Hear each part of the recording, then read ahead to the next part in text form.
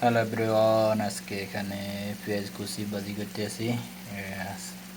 এখন নুডলস আর মাশরুম একসাথে কিভাবে সবজি নুডলস হয়, অনেক সুস্বাদু। এখানে নুডলস 2 মিনিট সিদ্ধ করে নিতে আছি। ওইখানে পেঁয়াজ ভাজি করে নিলাম। পেঁয়াজটা একটু লাল হয়ে